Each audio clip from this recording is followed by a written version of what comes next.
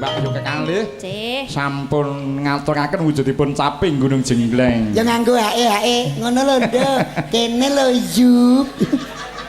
Lah iya. Ya monggo. Nggih, menika ngaten nggih, Boblo. Nggih, Mas Kathah Kang. pamundutan monggo menika sampun mawi dipun tindhi. Menika panjenipun dipun aturaken timbang endi utang. Oh inggih, menika wonten ingkang nyuwun lelagon prawan tuwa. Ngono Sak pira Nggih. prawane iku lho. Menika prayogipun aturaken nggih, Kang Mas. Nggih. Monggo menika nyuwun duet kalih sing tukang gambang. Monggo caket kalian Ibu Pesinden. Turuk duri detak.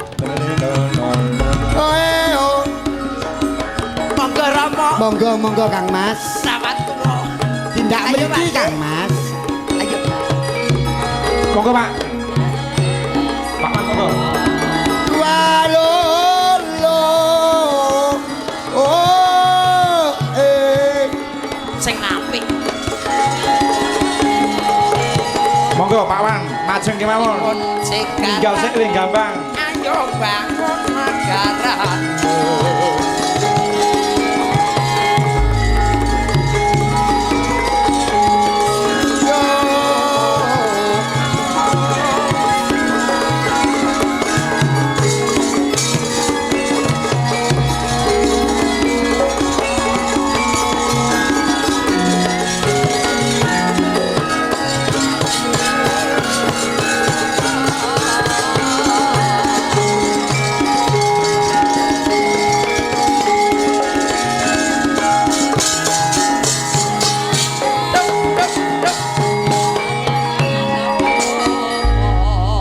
Menika ngaten nggih, Boblo. nggih Mak Kang. Pamundutan prawan tuwa menika saking panjenenganipun Pak Mun Bakso Ngaglik. Nggih.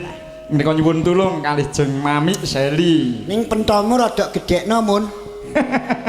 Lah kok iso? Ya kurang gedhe sithik omonge. Cilik sing penting rasa. Lah iya. Monggo prawan tuwa. Monggo pun damelaken menika lagon prawan tuwa mengke dipun tayupaken tulung agungan ketawangan ingkang joget Boblo kalih kakunge menika. Nggih, tibake. Monggo. Tibake iki lanang aku to. Mbak. Iya no. Lagi krasa apa piye? Ya gak kerasa ya. Wong sing nembang wis ana menika kewajibane panjenengan kekalih menika joget. Nah, Nggih, siap jan Mas. monggo pun damelaken.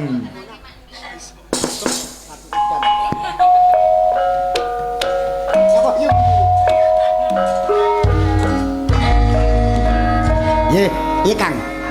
Madhep ngetan aku madhep ngulon Kang. Menika pamundhut saking panjenenganipun Pak Mun.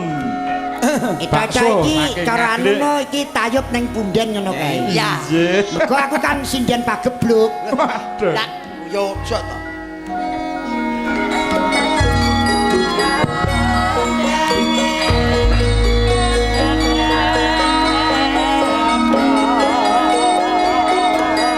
Kesane duwe anak sampai umur sakmene durung entuk jodoh.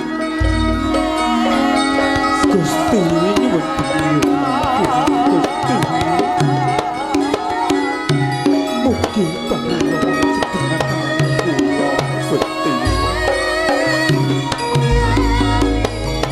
Dudu sanak dudu kadang yen mati meku melu kelangan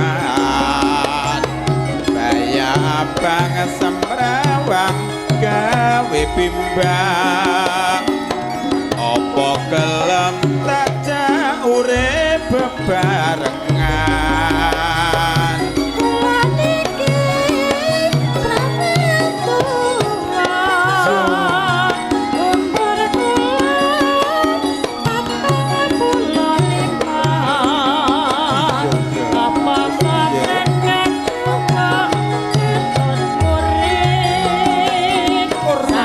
bakal getun ini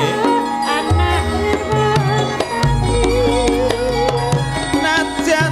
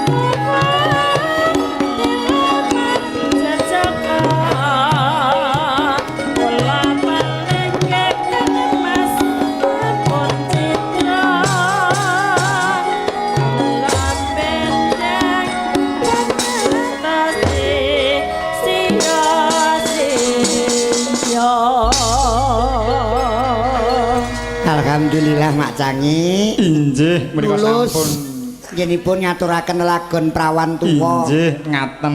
Menika ngaten nggih anu Boblo. Nggih, Mak Menika Cangi. sadèrèngipun elektunipun dipun tanjaken. Nggih. Menika wonten pamundutan Rara Jonggrang menika kapundhut saking panjenenganipun Pak Slamet Kulit.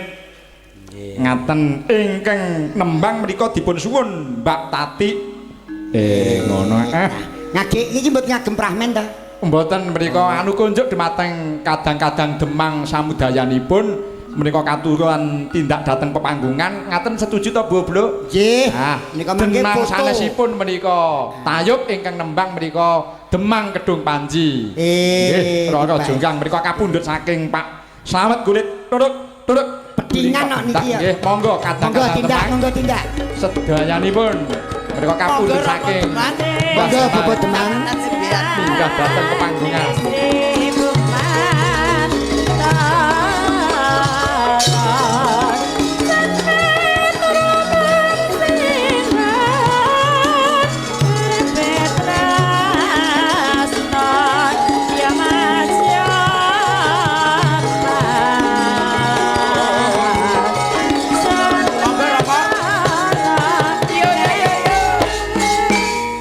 Waduh.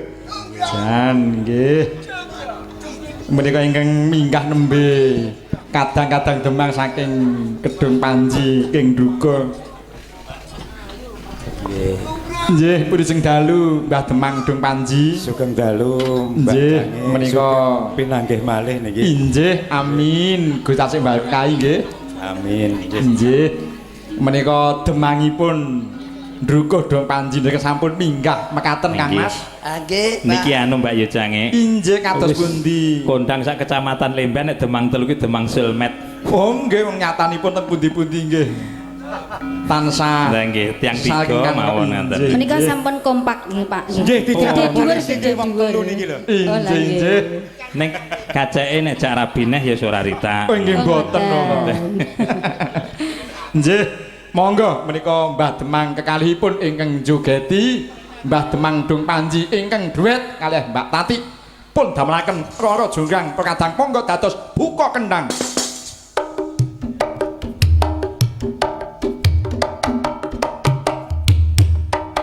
Reng ngadeg no reng. Ayo. Lakon ning asik, Bro. Bapak Lurah, ae. Ae yo. Asik. Woi. Woi. Woi. Woi. Woi. Kandhane donane Rara Jonggrang kowe pancen ayu tenan. Ora bakal yen aku nandang kasmaran. Kuas pakakno prajuritmu kalah perang. Ora bakal dadi wanita boyongan. Joko kandha kowe aja kumalungko. Perang iki kanggo kudu rampung. Bela pati kang masaken kupono. Kang sedelai macam-macam Obat-obat kowe wanita keparat. Ora ngerti yen Bandung lananging jagat.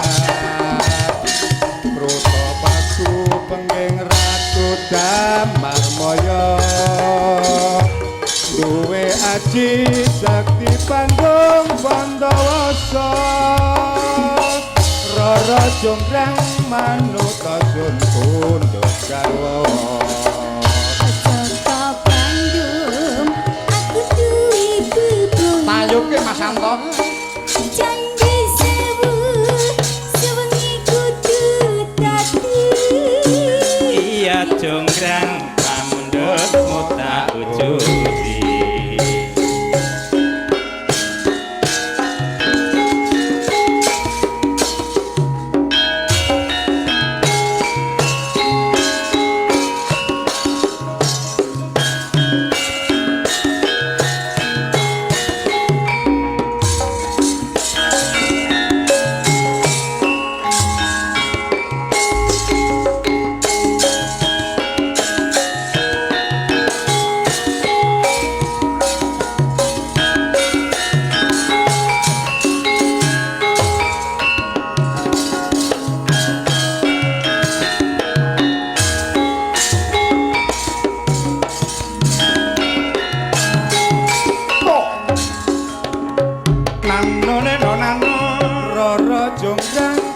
pancen ayu tenan ora mokal yen aku nandang kasmaran waspadakno prajuritmu kalah perang ora mokal dadi wanita boyongan Joko pendek kowe aja malungkung perang iki kanggo kuturun rampung bela pati kang masatin kupono kang setro majang jane tobat kowe wanita parang ora ngerti yen kandung lanang ing jagat rukta ratu pengging Prabu Jamarmaya duwe aji sakti Pandung Pandawasa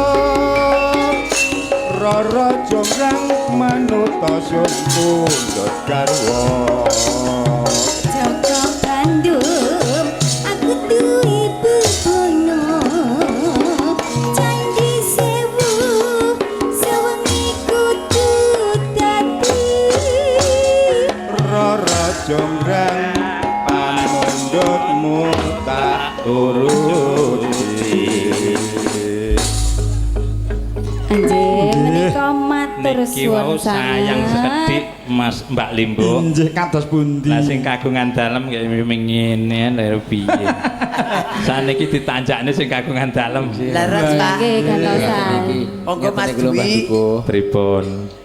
Tendukuh tendung panji mung ngeten tok. Lah nggih. Makane dalu niki tak cepaki ngoten niku. Cepaki. Soale nek ngeten iki dereng saged. Oh, Oh ngoten. Injih. Monggo Injih. ngeten.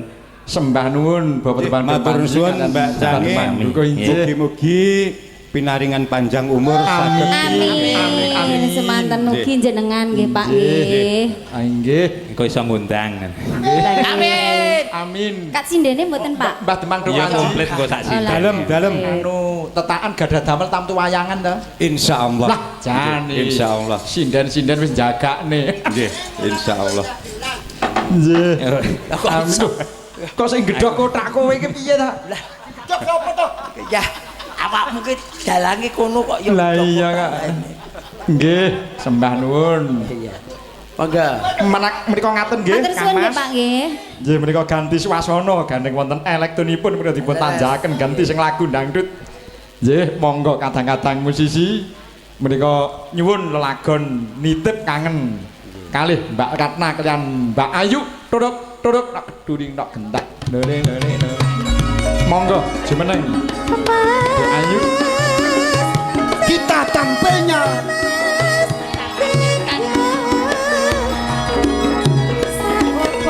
Ayo. Lawa. Ratna Simi. Wasik rek. Ya Mas ya.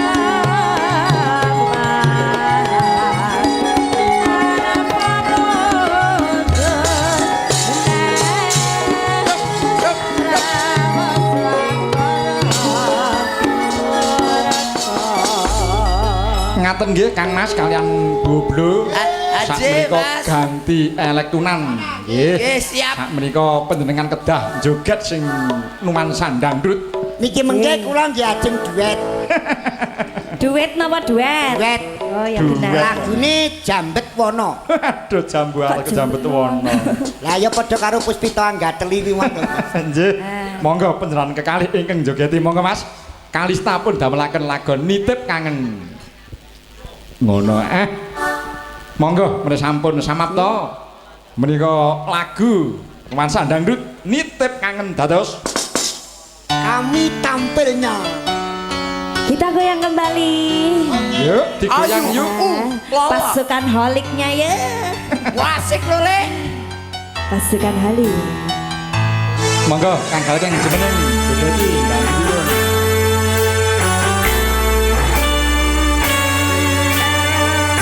Wasik rek. Lawa. Hai.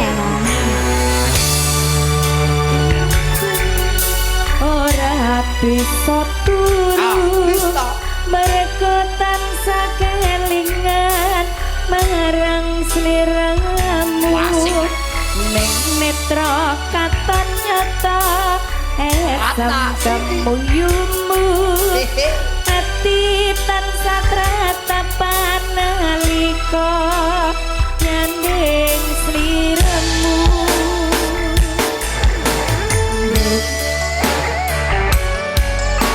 Lista. Mas Gareng gendong cak Gurih pemarep. murni Asik yo. Asik rek.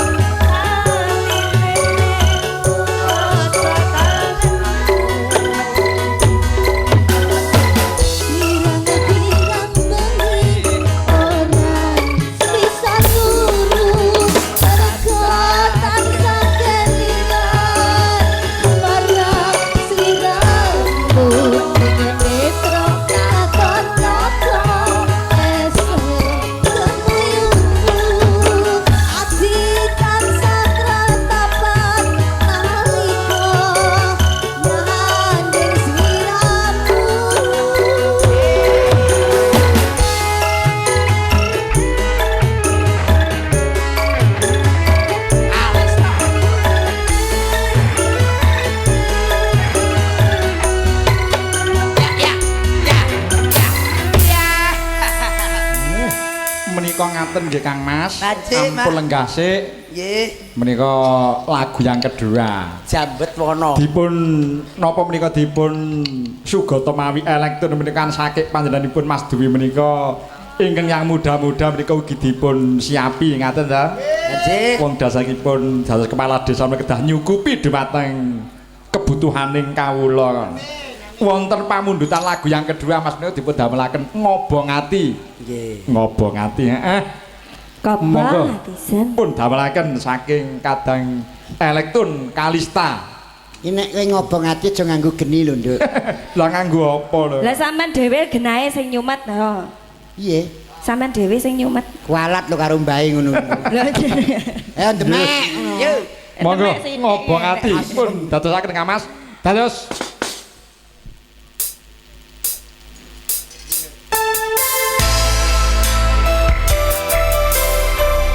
Masih bersama Bro.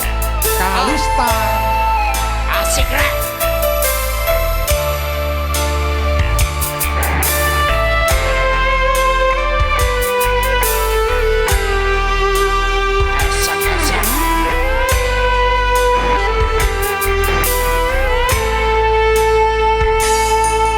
Kuyatno isun kumatno.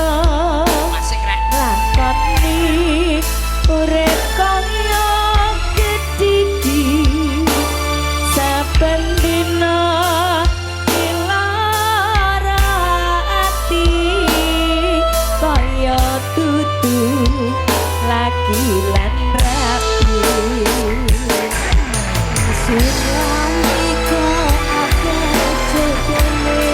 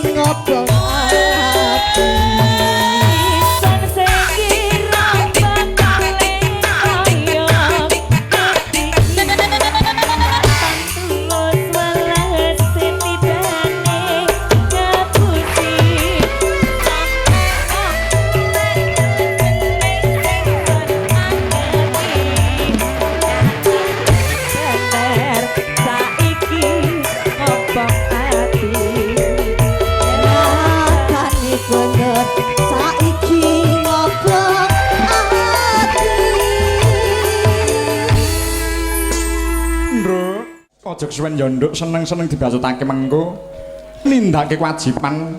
Ayo tak tutake yo. Kandanya sekar gadung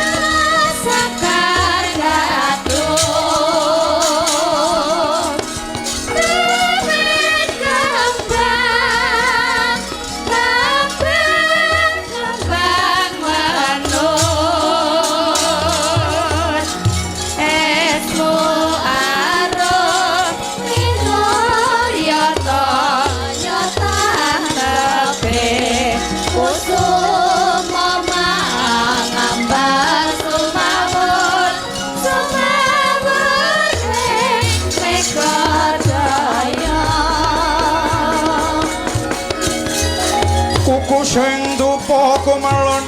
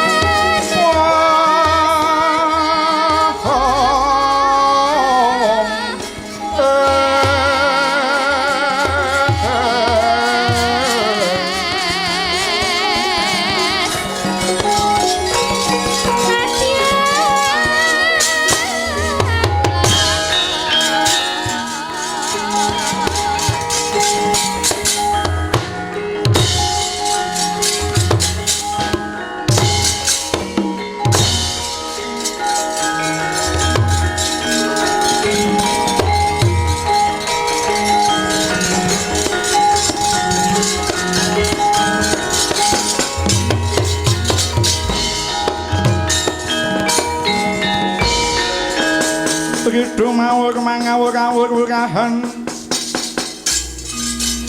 Pengarane ngajurit gong maguru gongso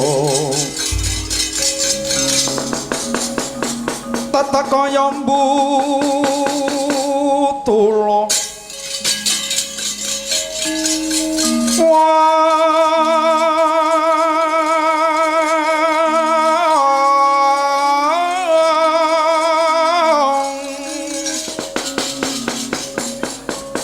Panjriting turangga esti Kekatak ingkang Wajal layu sabit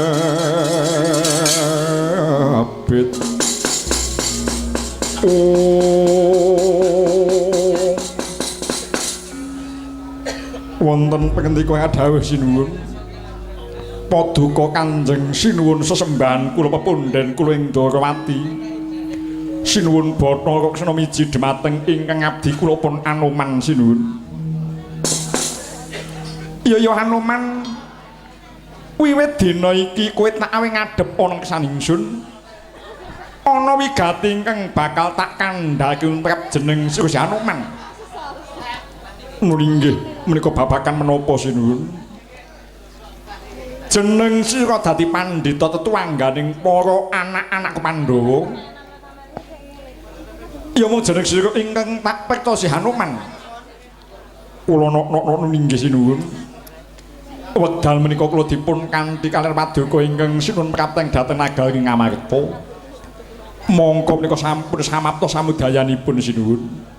Klebet anak-anak kula ing Sapta Buming Pringgondani tuwin ing Sapta Pertala.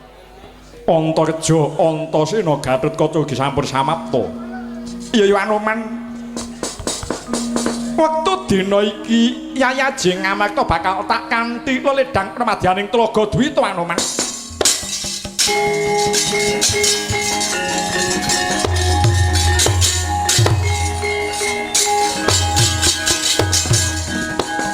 Sigra kang bala tumingal hacampa samya ngedali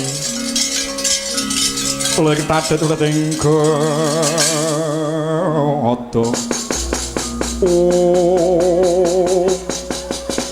ingkang mengkono Anoman wiwit dina iki darah Barata Pandhawa tamani Yayajing Ngamarta bakal tak kanthi ledang permadyaning Tlaga Dwita ingkang mengkono suwunging praja Ngamarta mbok menawa ana bebaya mangsa bodho Anoman.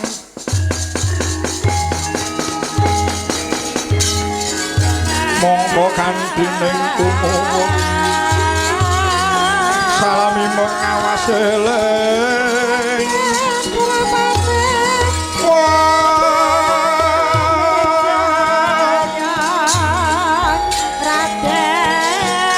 eling lukitane alam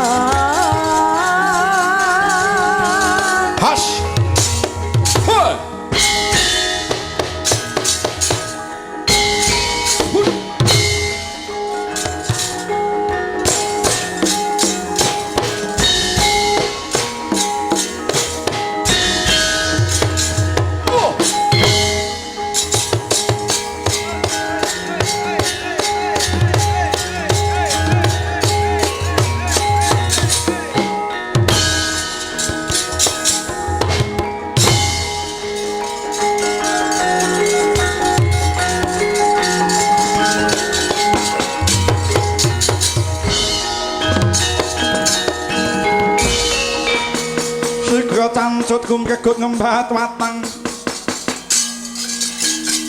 tangkep dodo kaboso mungsu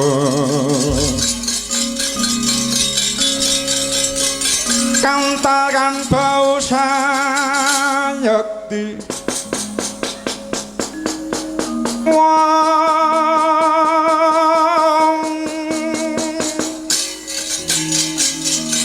tengolena tekang lalis sirna madyaning palugon sirna madyaning palugon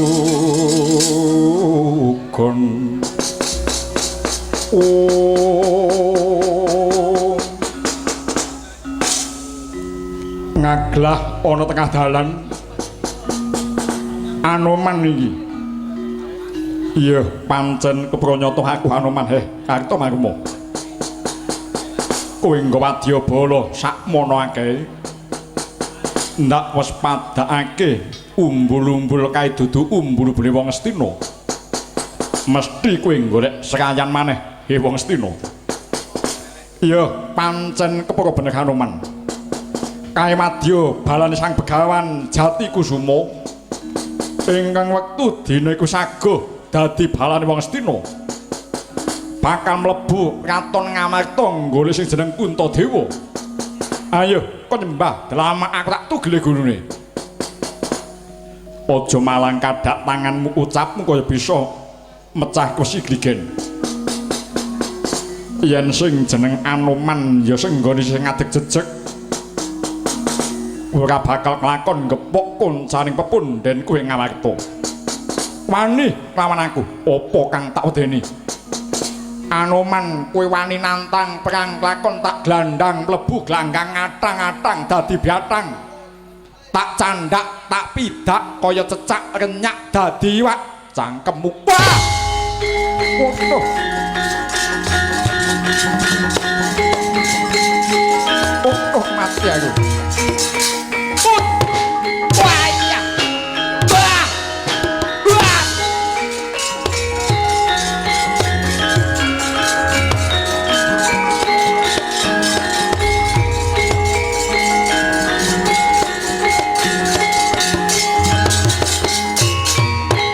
Wah!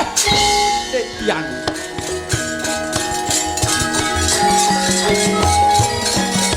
Ngampleng ngomong-ngomong ya. Huh.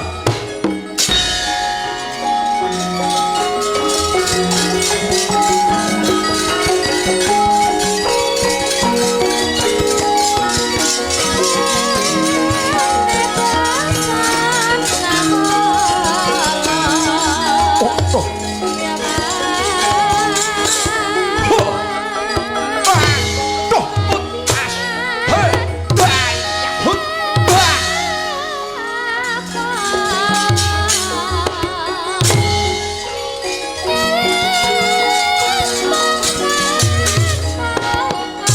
Oh, ngati-ati kowe. Huh.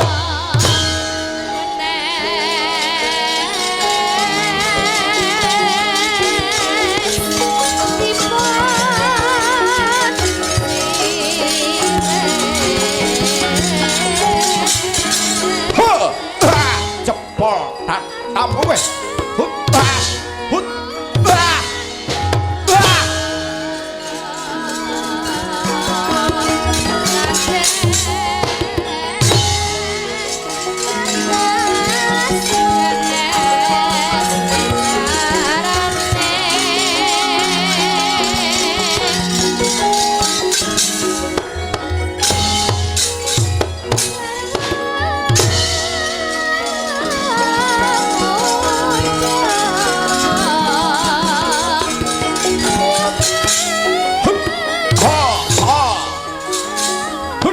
Ah. Ah.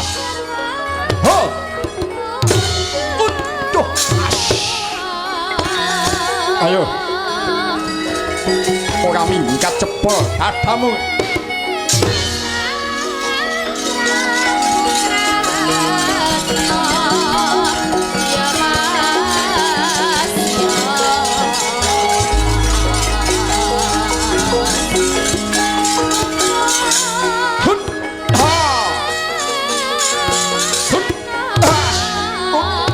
Mati kowe at.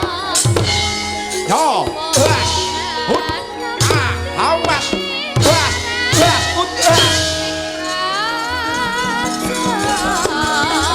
Ayo maju ke Anoman. Maju. Ha! Hut!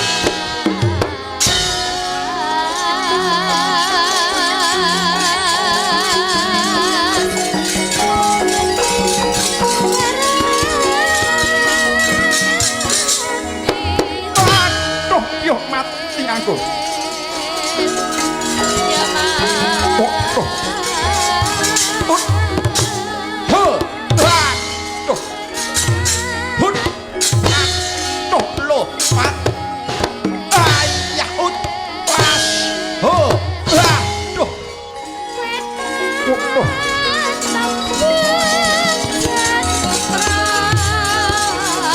Ya. Hut ha. Hut ha. Hut.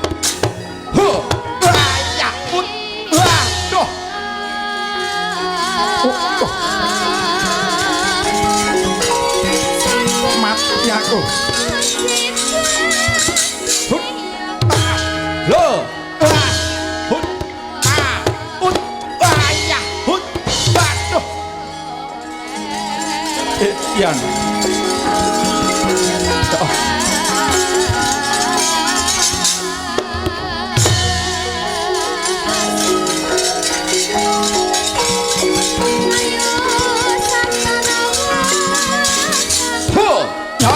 Cepol tak kamu canda hut ayah lo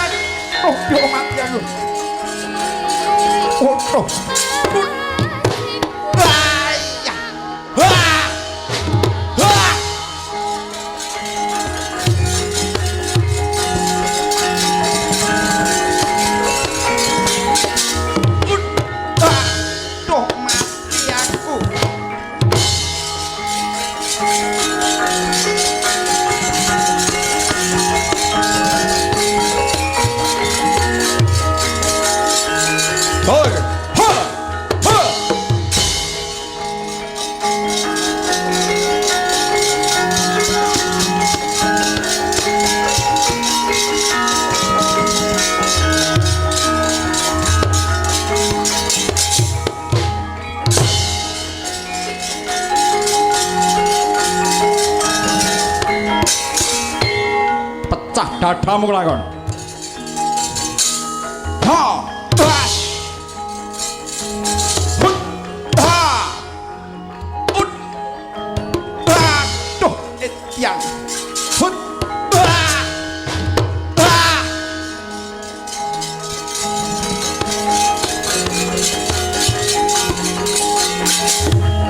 ya ngati-ati kok ha hut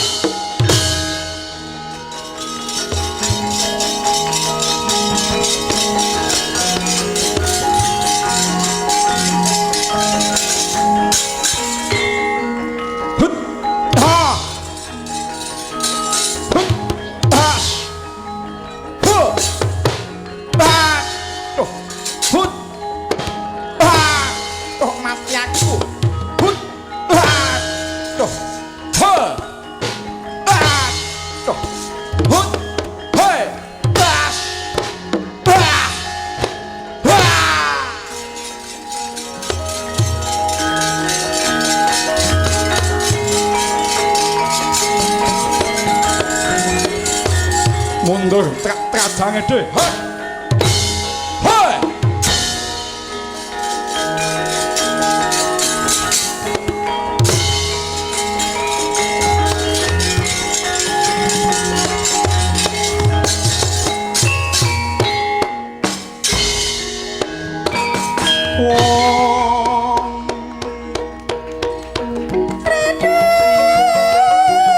ayo maju aku ingkang dadi tandingmu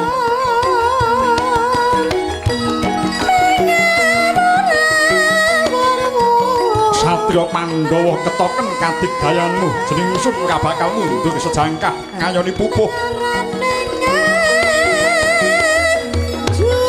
sapa sing dadi walang ing kene maganing patimu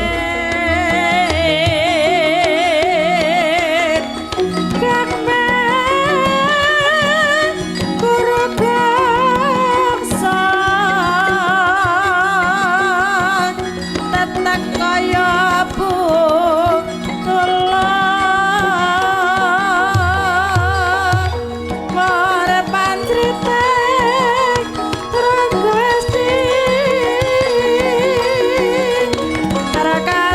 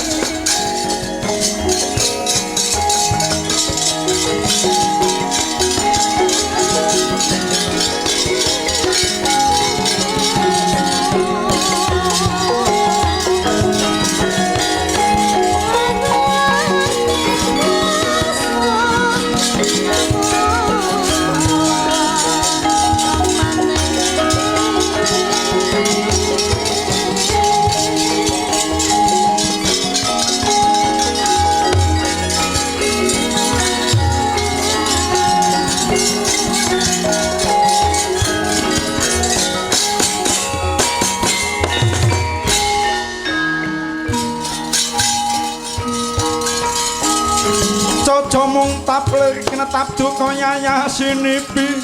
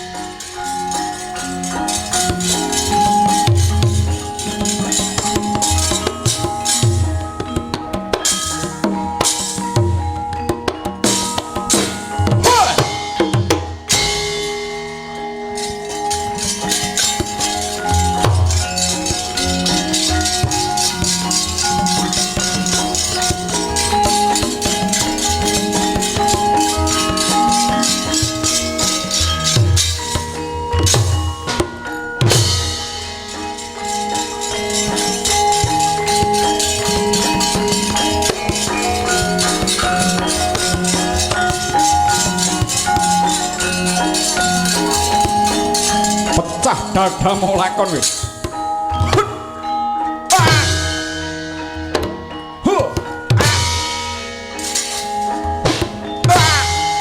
Yuk, mati aku payah putra.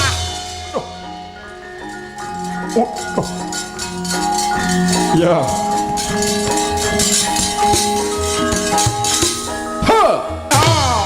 Cepol dadam hut. Hut. Hey. Yeay.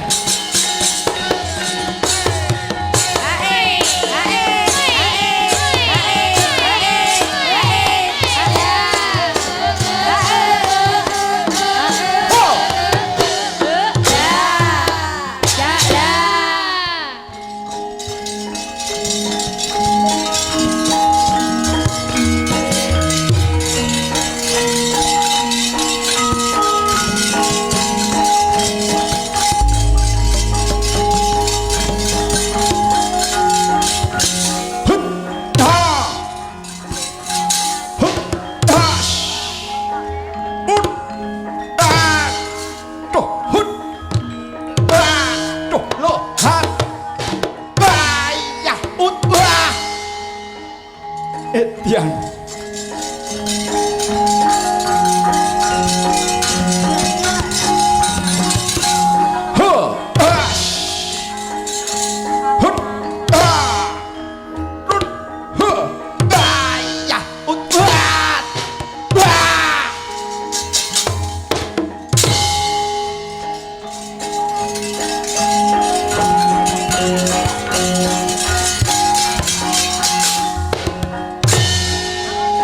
yo titenono kowe.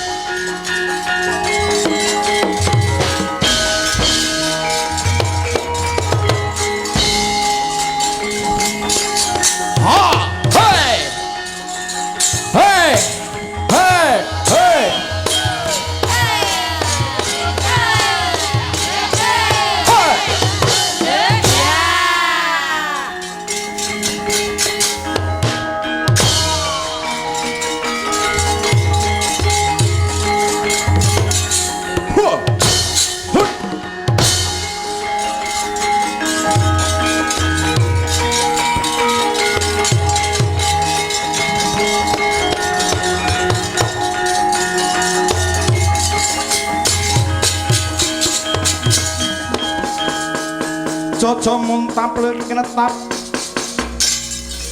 Duka nyayah sinepi Sumedot madoning ati Wong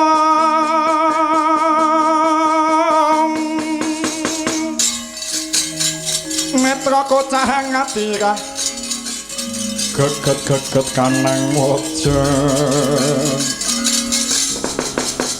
Sinabeting perang sak gedeng bel metu dahanane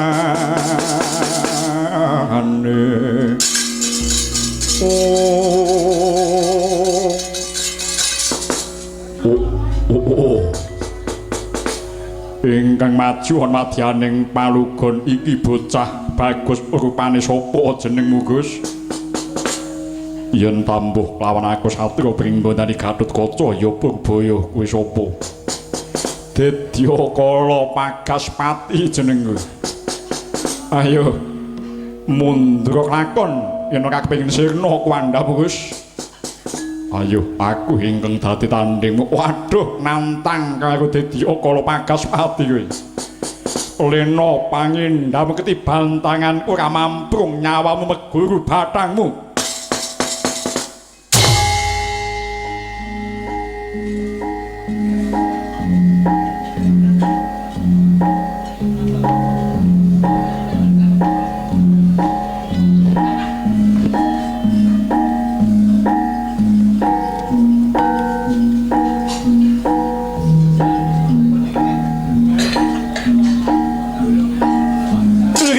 Sang Gatotkaca kinon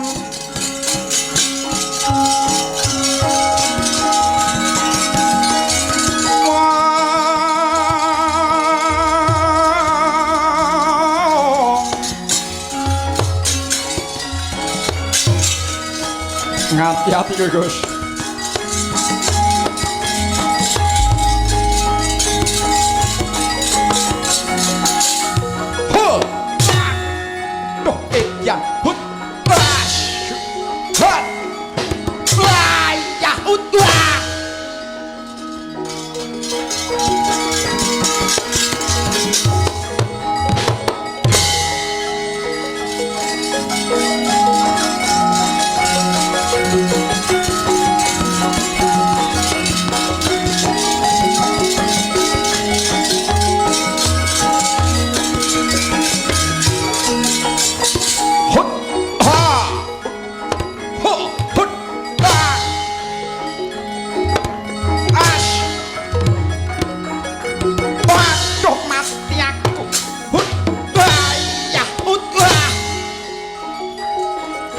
Tian ya titan ono kowe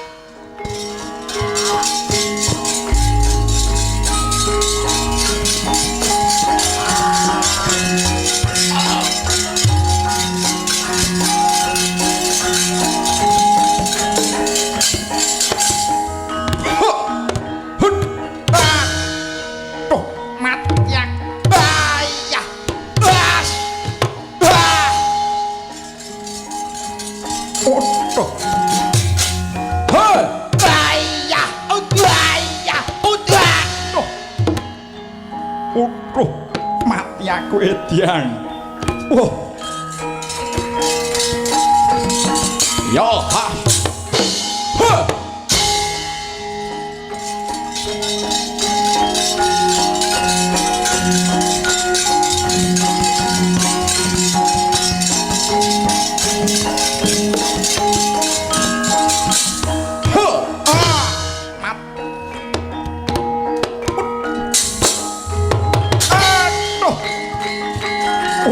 mati aku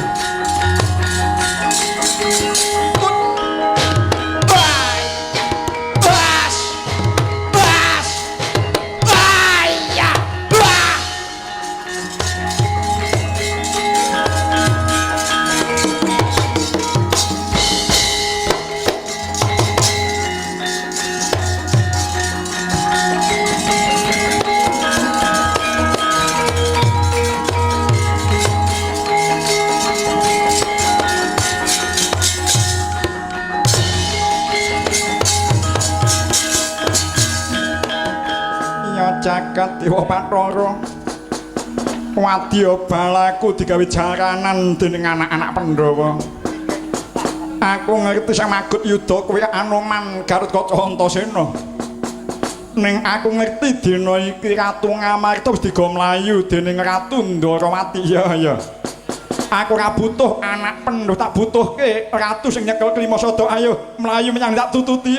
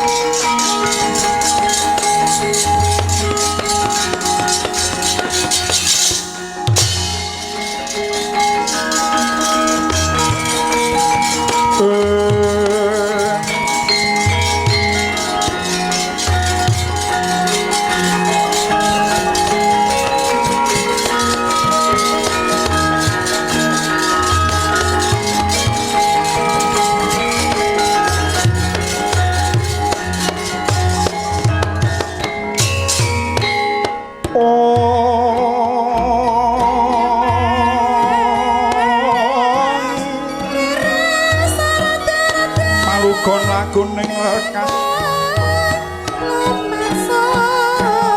Lukita linuding kidung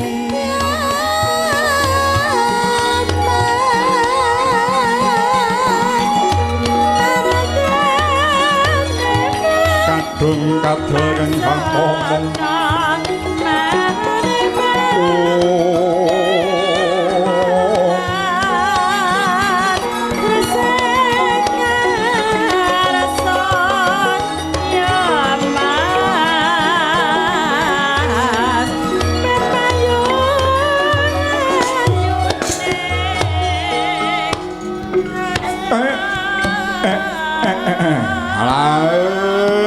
Lai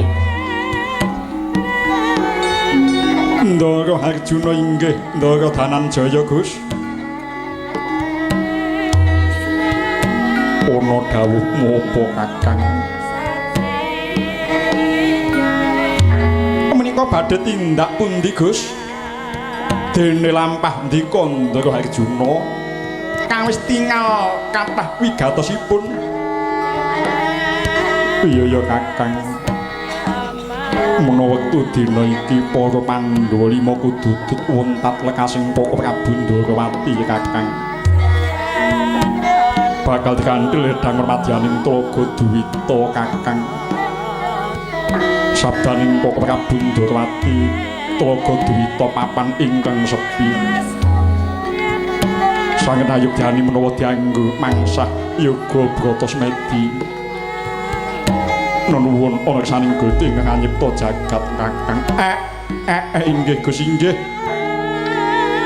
Sanget nayogyani sanget lekasipun Kang Raka Ndarawati nggih Gus. Saha malih Kang Raka Ndarawati menika titising Bathara Wisnu sampun kinodrat dening purbaning jagat kedah ngayomi dumateng momongan kula para Pandhawa ngantos tumapak ing Bratayuda Jaya binangun benjangipun nggih Gus. Tertamtu ngantos kukuting jaman Gusti kula para Pandhawa boten uwal saking pamongongipun Sinuwun Ndarawati den mengkono Kakang Semar. Inggih yen pancen kaya mangkono Kakang aku bakal lumakon madyaning Tlaga Duwita nganti lawan Panakawan Kakang. Inggih Gus inggih. Ndika Ndara Permati monggo enggal kula aturi tut muntat dhumateng lekasipun Kang Raka Ndarawati dene kula badhe neges dhateng madyaning kayangan nggih Gus mangsa budhuwa Kakang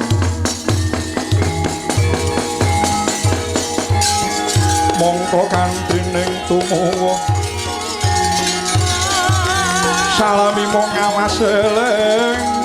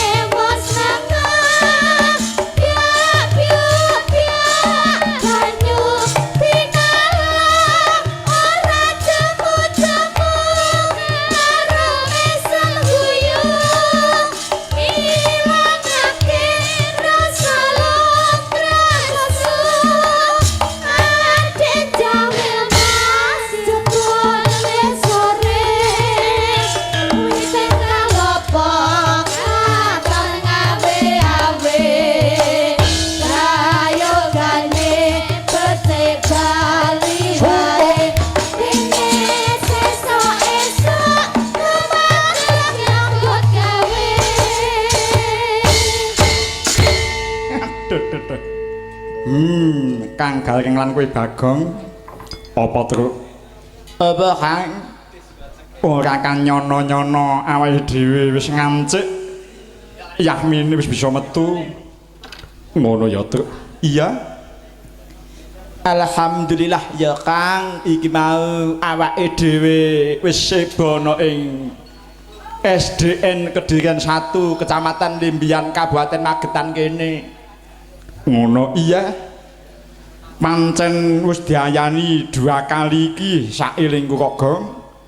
Dene wayangan diadakan di halaman SDN 1 iki. Ngono ya, Truk. Iya.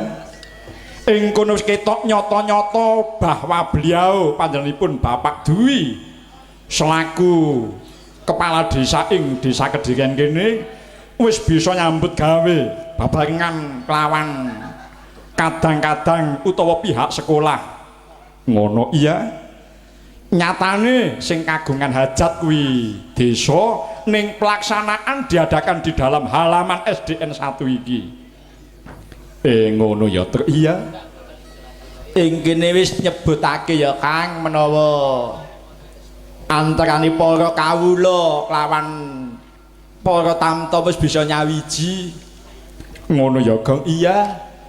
Wong pancen iki ya muga-muga bisa dikenalkan secara langsung melalui anak-anak SD bahwa budaya kita ki kaya apa. Ngono iya. Budayane awake dhewe akeh banget ya, Truk. Akeh banget. Malah nek ora do ngati-ati iso dirampok, diplayokake karo bangsa manca kok, Truk. Ngono iya. Mula aku menghimbau nek pancen akeh anak-anak muda sing duwe bakat seni, baik itu bidang seni apapun, ayo padha dipupuk, ayo padha disengguyung.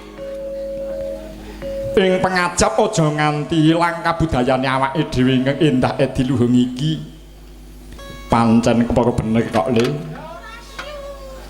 Mula sing digawa mlayu utawa dirampok kuwi ora mung budaya ingkang kepenak-penak najan to budaya ingkang anglo. Yen nganti ketekan bangsa manca awake dhewe dikelangan. Lah iya ta, Truk, apa jeneng ngeling semi ya Kang ing ngatasi kabeh ke budaya kuwi gudange mapan ana Indonesia ning yen nganti Indonesia iki kalah lawan bangsa manca lak ya iman-iman ya Kang. Iya. Iki awake dhewe suwan ana ing leladan SDN 1 kene tinimbalan dening ingkang winantu ing pakurmatan panjenenganipun Bapak Dwi. Ngono ya, Truk. Iya. Iki awake dhewe suwan ingkang kaping 3. Iya, ingkang kaping 3. Dene adat ingkang wis saben taun bahwa atas nama pemerintahan Desa Kedirian Kecamatan Limbian Kabupaten Magetan mengadakan wayang kulit semalam suntuk. Dasar iki diagendakan tahunan. Iya. Dadi ya taun saben taun mesti dianakake wayangan. Ngono ya, Truk. Iya. Malah akeh-akeh pelaksanaan yang sudah dilaksanakan oleh atas nama pemerintahan desa kene ya, Truk. Nyatane tanggal wingi kuwi wis dianakake wujude jalan santai, malah diliput langsung melalui JTV. Ngono iya. Lan alhamdulillah bengi iki awake dhewe sakanca ana ing SDN 1 iki uga diliput langsung dening kadang-kadang BBS TV. BBS TV iya ingkang bakal ditayangake ulang besok Sabtu malam Minggu jam 7 wengi utawa pukul 19. Oh ngono ya, Truk. Iya. Mula ayo para kadang-kadang on selalu di channel BBS TV ning Pacitan nggonamu BBS ya nyaut ya, Truk. Oh apik nggonaku kuwi tenan, BBS kuwi sinyale ya apik.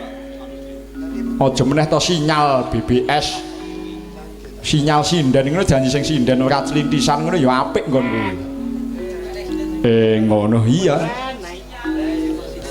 Nek sinden sing kokian pulah kuwi mlebu ngomahe awake dhewe sinyale mesti balik ya truk. Balik. Sebab yo ora gelem melu mlebu. Ha iya. Tenan, aku ya kandha-kandha karo tanggaku. Kabeh sesuk mulih ketkene aja lali Setu malam Minggu. TV-ne tak kon on ana ing BBS. Sing ora duwe TV barang tak kon nyetel ning BBS terus. Wong sing ora duwe TV kok kon nyetel ning BBS ki. Ayo sapa ngerti iso nyetel. Lah iya. Alhamdulillah iki bersih desa ana ingkang nyebutake saperangan pujangga sedekah kautaman lan kamulyan utawa sedekah bumi. Ngono iya. Dene sedekah bumi ngaturake gunging panuwun dene awake dhewe sakanca wis bisa